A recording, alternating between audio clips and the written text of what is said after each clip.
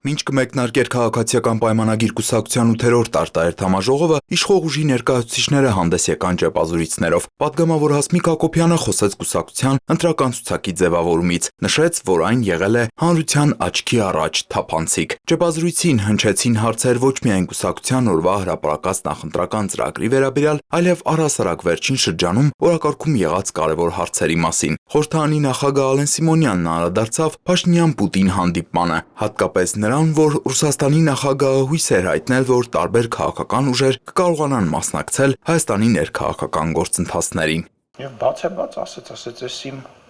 տղեկն են, կլինի իրանք էլ մասնակցել, ինչին ի պատասխան մեր վարչապետը ասեց, մեր սահմանադրությունը թույլ է տալի մասնակցել այնքանով, որքանով եւ մնացած առումով ազատ երկիր ենք եւ Հայաստանի Հանրապետության ժողովուրդը իր ընտրությունը կանի։ Արդեն լիագումար նիստում բաց քվեարկությամբ հաստատվեց ազգային ժողովի ընտրությունների մասնակցության կուսակցության ընտրական ցուցակը։ Հաստատվեց նաև կուսակցության այսօր հրապարակած նախընտրական ծրագիրը։ Սահմանված կարգի համաձայն նախ ելույթներ ունեցան խորհրդարանի նախագահը, տեղակալը, պատգամավորներ, նախարարներ։ Եվ ուրեմն մենք բոլորս ընտրում ենք խաղաղությունը, մենք տեր ենք կանգնում խաղաղությանը։ Այս ընթացքում Նիկոլ Փաշինյանը միաձայն ընտրվեց քաղաքացիական պայմանագիր կուսակցության վարչապետի թեկնածու։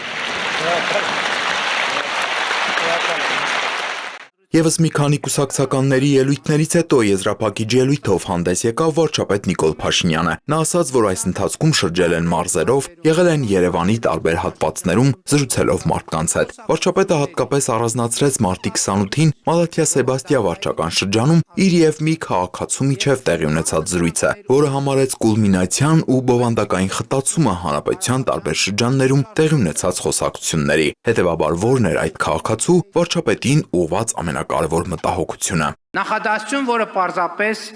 ցնցում է ինձ, նա ասում է ամենակարևորը խաղաղություն եմ ուզում։ Վարչապետը շարունակում է, հետո այդ բովանդակության խոսակցություններ տեղի են ունեցել հարյուրավոր այլ քաղաքացիների հետ եւս։ Հայաստանի Հանրապետության ժողովուրդը ի վերջո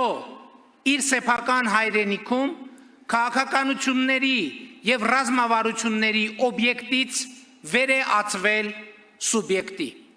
Փաշինյանի խոսքով մեր պատմության մեջ գրեթե հազարամյակից ավելի մեր քաղաքականությունների եւ ռազմավարությունների ներշնչանքի ամենատարբեր աղբյուրներ են գոյություն ունեցել, բայց այդ ներշնչանքի աղբյուրը ամենակիչը եղել է ժողովուրդը, նրա իղձերն ու ներքին մղումները։ Ուստի նրա խոսքով ձևավորվել է էլիտար բովանդակություն եւ այդ բովանդակությունն ինքն իրեն անդադ վերարտադրել է եւ օրգանական կապից միշտ զուրկ է եղել ժողովրդի հետ, կապ ունենալով արտաքին գլոբալ գործոնների հետ։ Այդպիսին է համարում նաեւ 2021-ի իրենց նախընտրական ծրագիրը։ Գաղտնիք չէ, այսօր ընդդիմությունը մեզ հիշեցնում է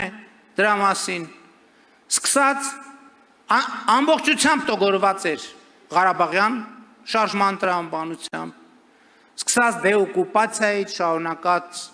այլ հարցերով եւ այլն։ Վարչապետի համոզմամբ առաջին անգամն է, երբ ժողովուրդն ինքն է քաղաքականության եւ ռազմավարության հեղինակ, սակայն այդ նույն ժողովրդին այսօր ընդդիմադիր ուժերը Փաշինյանի խոսքով տարբեր գնահատականներ են տալիս եւ ի հեճուկս դրան ակնկալում, որ ընտրություններին կքվեարկեն իրենց օգտին։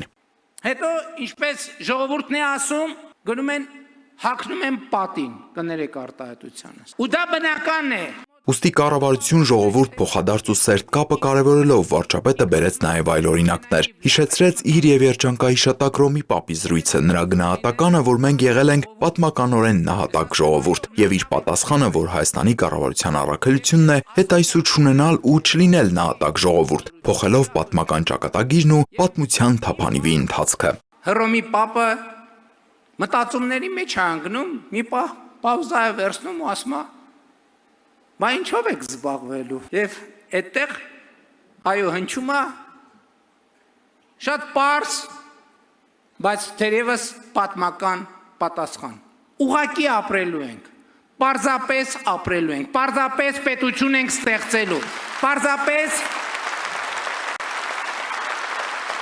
Վարչապետը շարունակում է, իրենց առաքելությունն է Հայաստանի ժողովրդին առաջնորդել դեպի բարեկեցիկ, ազատ, ինքնիշխան, պետականակենտրոն ու պարզապես սովորական կյանք։ Փաշինյանի խոսքով մենք այլևս կարիք չունենք երազելու կամ սպասելու այդ պատմական փոփոխությանը, որն այստեղ է, հիմա է եւ այսօր է։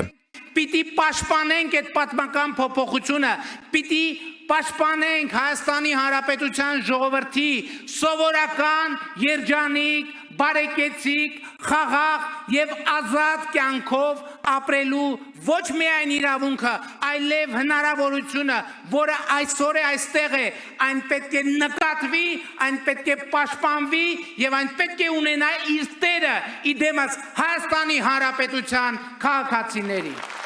Վարչապետը կրկնում է խաղաղությունն այսօր է, այստեղ է, հիմա է եւ քաղաքացիական պայմանագիր կուսակցության առաջնորդությամբ բոլորով պետք է տեր կանգնենք խաղաղությանը։ Փառք նահատակներին եւ կեցե Հայաստանի Հանրապետությունը, կեցե Հայաստանի Հանրապետությունը։